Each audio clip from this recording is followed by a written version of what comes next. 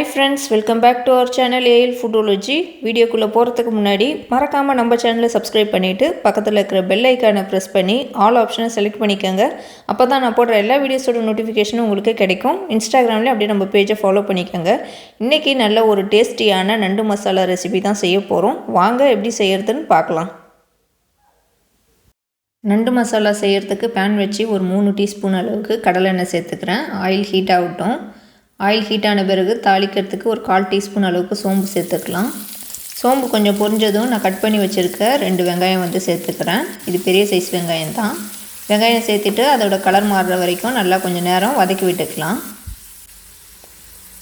வெங்காயம் வதங்கிட்ட பிறகு அது கூடவே நான் 2 டேபிள் ஸ்பூன் வந்து இஞ்சி பூண்டு பேஸ்ட்டு சேர்த்துக்கிறேன். இஞ்சி பூண்டு பேஸ்ட்டு ஃப்ரெஷ்ஷாக இடித்து சேர்த்துருக்கேன். இப்போ வெங்காயத்தோடையே சேர்த்து இஞ்சி பூண்டு பேஸ்ட்டையும் நல்லா வதக்கி விடலாம், அதோட ராஸ்மெல் போகிற வரைக்கும். இப்போ கருவேப்பிலை சேர்த்துக்கிறேன். ஏற்கனவே கட் பண்ணி வச்சுருக்க 2 தக்காளி சேர்த்துக்கிறேன். தக்காளி கூடவே ஒரு 1/2 டீஸ்பூன் அளவுக்கு மஞ்சள் தூள் சேர்த்து தக்காளியை வந்து நல்லா மேஷ் ஆகிற வரைக்கும் வதக்கி விட்டுக்கலாம். தக்காளி நல்லா கொஞ்சம் குழஞ்சி வர வரைக்கும் இதை வந்து வதக்கி விட்டுக்குவோம் ஒரு 2 நிமிஷம் வரைக்கும். இப்போ மசாலா பவுடர் சேர்த்துக்கிறேன். 1/2 டீஸ்பூன் அளவுக்கு மல்லித்தூள் சேர்த்துக்கிறேன். 1 டீஸ்பூன் தனி மிளகாய் தூள் சேர்த்துக்கிறேன். ஒரு 1/2 டீஸ்பூன் கரம் மசாலா பவுடர் சேர்த்துக்கிறேன். இப்போ இதை ஒரு 10 செகண்ட் வந்து நல்லா வந்து வதக்கி விட்டுக்கலாம். அந்த தூளில் இருக்கிற ராஸ்மெல் அப்போ தான் போகும். இதை வதக்கி விட்டுட்டு நண்டுக்கு தேவையான தேங்காய் பேஸ்ட்டு அரைச்சிக்கலாம். ஒரு மிக்ஸி ஜாரில் ஒரு 2 டேபிள் ஸ்பூன் அளவுக்கு தேங்காய் எடுத்துருக்கேன்.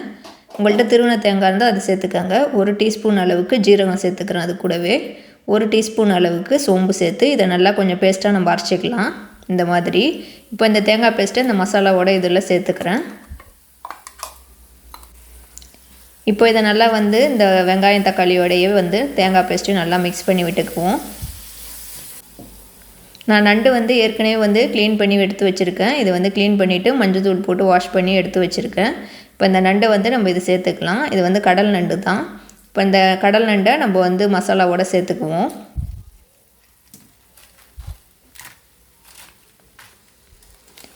நண்டு சேர்த்துட்டு எல்லாத்தையும் ஒன்றா நல்லா நம்ம இப்போது மிக்ஸ் பண்ணி விட்டுக்கலாம்.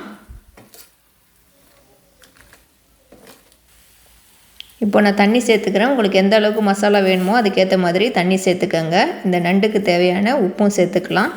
உப்பு சேர்த்துட்டு எல்லாத்தையும் ஒன்றா நல்லா நம்ம இப்போது கலக்கி விட்டுக்குவோம்.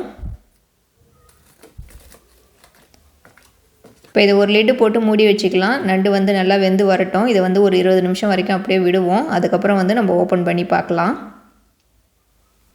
நான் இப்போ ஒரு 20 நிமிஷம் கழித்து ஓப்பன் பண்ணிவிட்டேன். பாருங்கள், மசாலா வந்து நண்டு வந்து சூப்பராக வந்து ரெடி ஆகிடுச்சு பாருங்கள்.